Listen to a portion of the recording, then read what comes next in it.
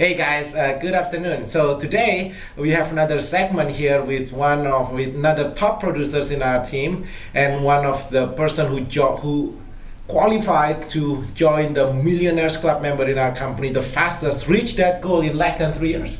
So Carl, share a little bit about, this video is only for real estate agents. Typically people who watch the video, they've been to our seminars, the one in Temple City every month. They watch our video, and the most common feedback I get from agents is this seems too good to be true.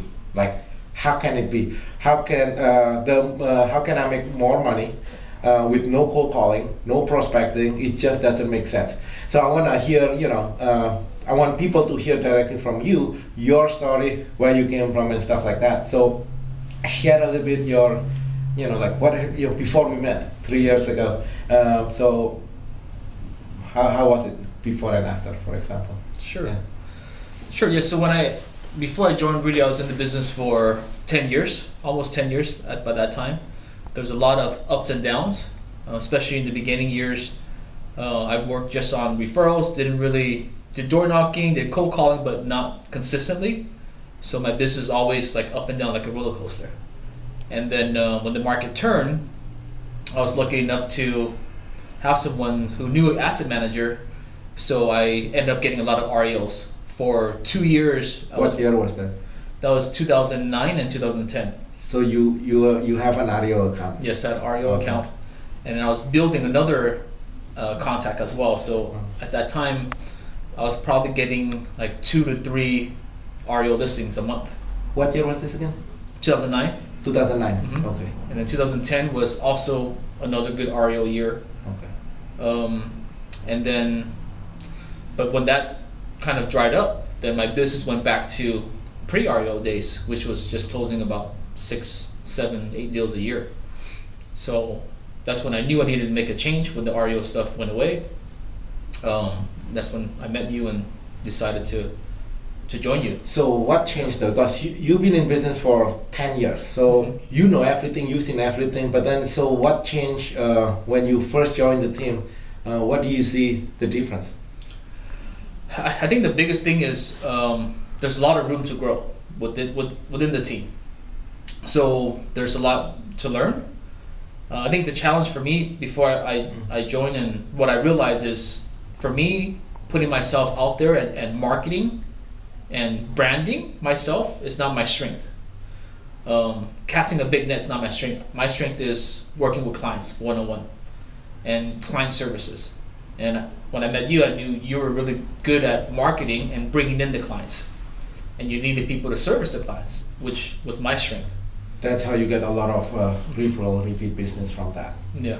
So last year, 2015, so consistently for the last 3 years, you make multiple six-figure income. These are net, right? So let's talk about, is there any other, what's your expenses? Because most people, when they come to the seminars, they say something like, okay, there is no cold calling, there is no door knocking. That means I must have spent money on advertising. That means they have to spend money on postcard and stuff like that.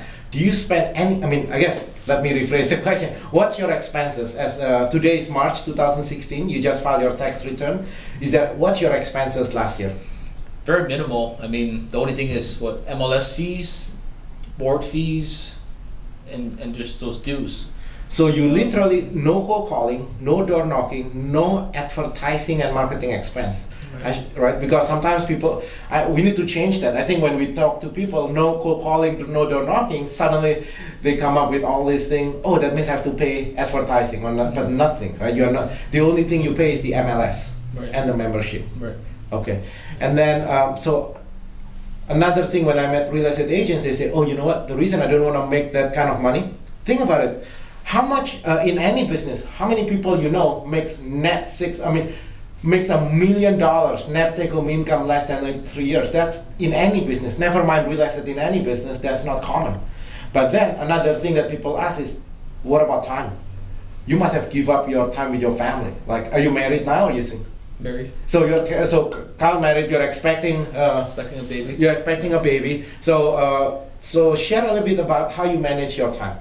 Do you have time? Yeah, I think there's plenty of time, right? I think as I got busier, what I learned is how to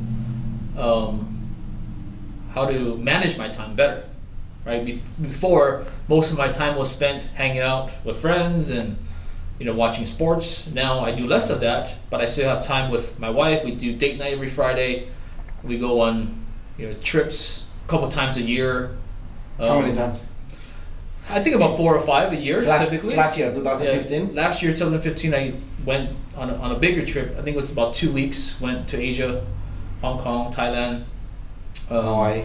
Hawaii, that's once a year we go. So Hawaii, you think it's a small trip? Yeah. For some people, it's a big trip. Okay, so wait, so you are saying that, look, there is no cold calling, there is no door knocking, there is no marketing expense, and not only you making multiple net. The reason we say net 6-figure, 7-figure income because there is no expenses, but then you still have the time with your wife. You say every week.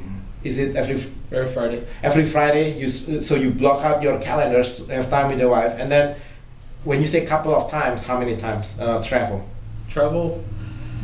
I mean, I would say, 4 to 6 times a year. I'm traveling. 4 to 6 times a year, and every week. You realize you take more vacation than average agents sell homes.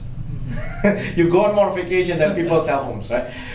Okay, so that's biggest takeaway. I just want to make sure everybody understands. Okay, so what's your last message? Because as our team grows, the challenge we have now is that we have more qualified buyers and sellers that's reaching out to us, and we don't have enough people to surface them. What's your last message to encourage other agents just like you 3-4 years ago that they're looking but they're skeptical because it seems like too good to be true, right? And you shared with me also this morning, the first 2 years seems too good to be true. Even you are here, you seems too good to be true, but and share a little bit from that perspective, because that's the challenge we have now. The challenge is people keep on questioning themselves, this is too good to be true. So that's why we are doing this video series now, because I want people to hear directly from you. Mm-hmm. Yeah, and I think it's fair that someone can look at it that way. I think I thought that myself before I joined. But I think if that's the case, if you're looking like myself at that time, what's the worst that can happen, right? So just try it. My suggestion would be, hey, what's the worst that can happen? You can just go back to where you're at before. So when I joined, I was with Treeline Realty, and I said, okay, if I just join Rudy and close 1 or 2 or 3 more deals than I did last year, then it's a win, right? So what's the worst that can happen? I go back. Treeline will still have a place for me there. Yeah. So I took that little, I guess, leap of faith in a way, and in my first year, I ended up tripling my income from the year before at Treeline that next year. So for me, it was a great decision. Yeah, it's good. All right, so that's the session for today. I hope see you soon.